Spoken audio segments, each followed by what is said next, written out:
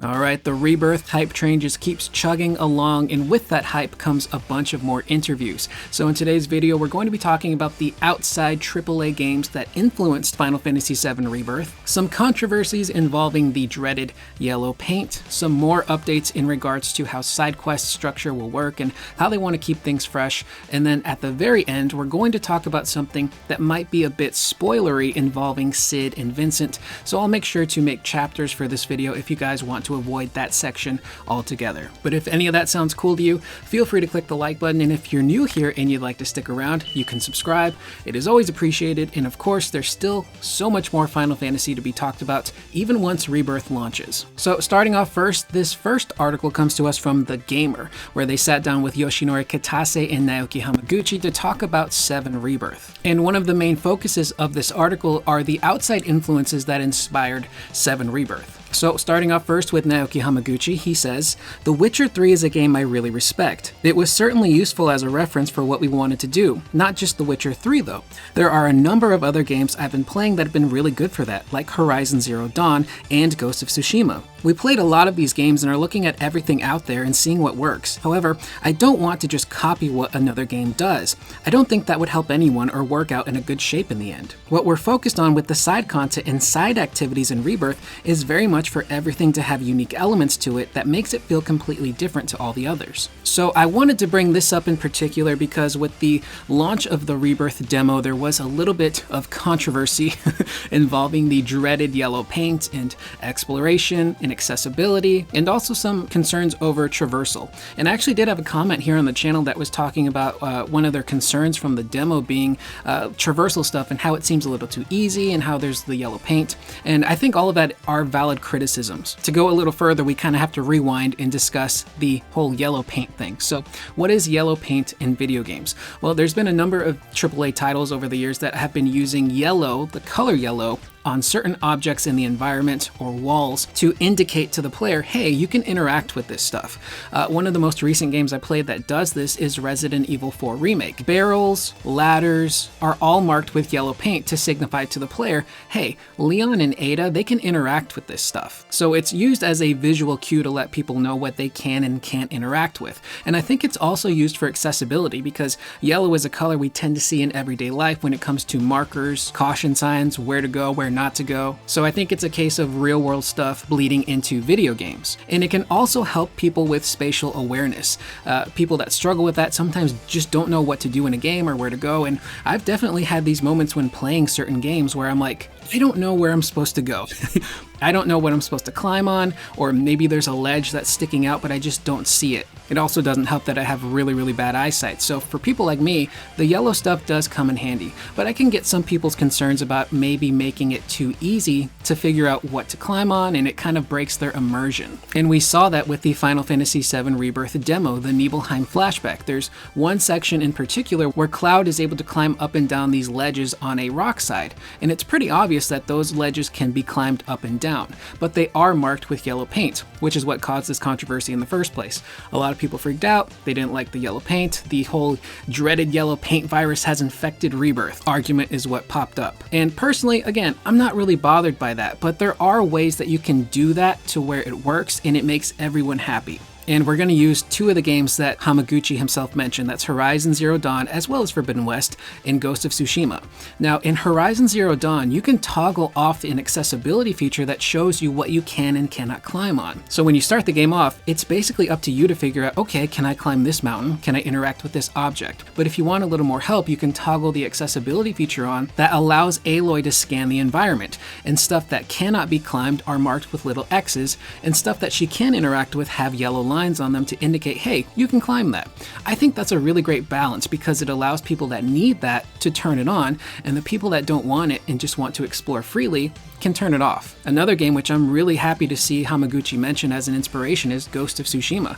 I love Tsushima. I've mentioned that game ad nauseum on this channel because I think it's genuinely really wonderful. And I really like how it handles world exploration and traversal because it doesn't really always hold your hand when it comes to figure out what to climb on or where to go. Most of the ledges in Tsushima are designed in a way where they're organic. You can look at them and be like, yeah, I can climb that, no problem. There's no yellow paint to indicate that yeah, you can climb it. Now there are some cliff sides and rocks in the world that do have markers on them, but they're either some sort of brown decay from the rock or some sort of scratch mark that indicates in the world of Tsushima that yeah, people have climbed these rocks all the time, so there's wear and tear on them. So those markers tend to feel much more organic versus using something like yellow paint. And there's even a side quest in Tsushima that is really well done where you're trying to track down a suit of armor, and you go to a specific location and you're given a drawing of the area that has the armor, but the game doesn't hold your hand and tell you, okay, go over here and that's where the armor is. You literally have to look at this drawing and figure out where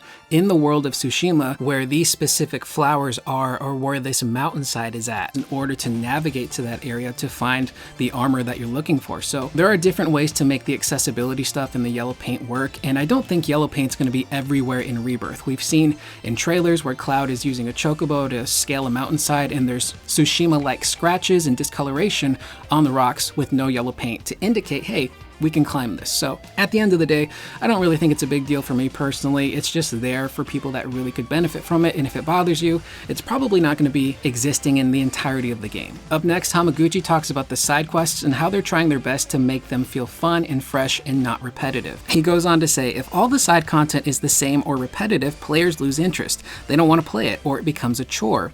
We really wanted to avoid that, and specifically how we should approach it. First of all, in each side quest, we took a lot of care making sure they each had their own storyline. So there will be characters from the main storyline who appear again in side quests in a different way and dig deeper into them. Not just characters from the main story or original FF7 either, but some from the compilation and spin-offs will also appear. And this is also really nice to see because when it comes to open world games, the side quest stuff can be a bit hit or miss. So not to beat a dead horse here, but if you've watched my previous videos, I genuinely did not like the side quests in Final Fantasy 16. I thought they were really tedious, kind of boring, and there was really only a handful of side quests in that game. Go here, collect something, go here, fight a group of, weak enemies, go here and deliver something, go here and talk to someone who sends you to talk to 5 other people. So it got really, really repetitive, and I felt like it wasn't really expanding the world or the characters all that much. Now, there were some side quests in that game that were excellent. They didn't feel repetitive, they felt meaty, and you learned so much about the cast of characters in that world, and it really did a great job expanding on that. But overall, it was a pretty mixed bag. And citing some of those influences in regards to side quests from Hamaguchi, I haven't played The Witcher 3, so I can't speak on that, but from what I hear from fans that love the Witcher series, they love the side quests in those games as well as the world building that they do in that franchise. So if you can take influence from a game like The Witcher that apparently does that stuff really well and incorporate it into Rebirth, that's awesome, and I think that's probably a good sign that the side quests in Rebirth, hopefully, crossing my fingers here, never really get repetitive, and they feel rewarding, not just because you get a cool item, but because you get to learn more about the people that you're traveling with and the people that you're helping. That to me is a key factor in whether or not I'm going to enjoy doing side quests in those games. And to kind of point back to Horizon and Ghost of Tsushima, I know Horizon is a bit more divisive, but I also really enjoy how those games handle side quests. A lot of times they're simple, but they feel rewarding because you're learning about the characters, you're learning about the world, and you're having fun with the gameplay aspect of things. So I'm hoping that Rebirth can hold my interest when it comes to those side quests, and it hopefully never grows repetitive. And I think they're definitely going to do that. We've seen so many previews now and video clips of how these side quests feel like they're having meaningful interactions between the characters. It almost kind of feels like the side quest is purely a vehicle to expand the characters and their relationships with one another. So I'm very excited to see that play out, and I hope that there's a nice balance there. And last but not least, this is the spoilery part of the video talking about Cid and Vincent and their inclusion in Final Fantasy VII. So if you don't want to be spoiled, you can click away from the video now or just zoom over to the end of this video. This one comes to us from IGN, where they got to talk to Naoki Hamaguchi about the inclusion of Cid and Vincent and whether or not we will see them in battle. Hamaguchi says, they're going to appear in various parts of the story and scenarios where they play a role or they'll help you out or assist you in some way, but they're not actually fighting as guest characters in that sense. If we used up all the playable characters in the second part, then we would lose out on quite a lot of new surprises and new experiences for the player in the third game. We do go deeper into their characters,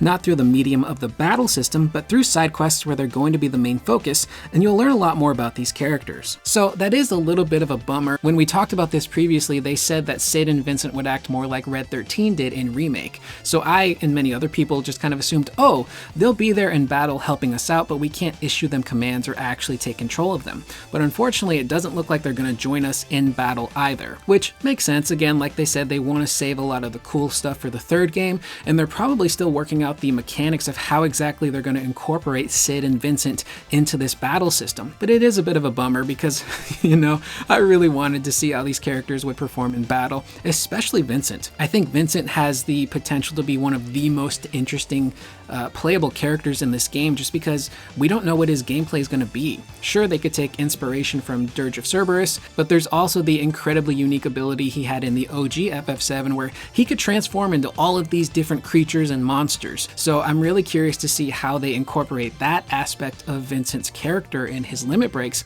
into his battle kit for Part 3. And focusing more on their backstories rather than exploring them in battle, I think is pretty exciting, because learning about their backstories is so much fun, especially with Vincent, because there's a lot to mine there when it comes to Genova and Hojo and Sephiroth. It's a very, very meaty backstory that, if done right, will also make Vincent feel way more important than he was in the original game, considering characters like him and Yuffie were completely optional. With that being said, that is the video. I am Curious Corduroy. Let me know in the comments down below what you guys think about these topics, in particular the dreaded yellow paint. Is it something that bothers you? Are you fine with it? Would you prefer they do it like Horizon did, where you can toggle it on and off? Let me know in the comments down below. I will see you guys in the next video. Please remember to always be excellent to one another.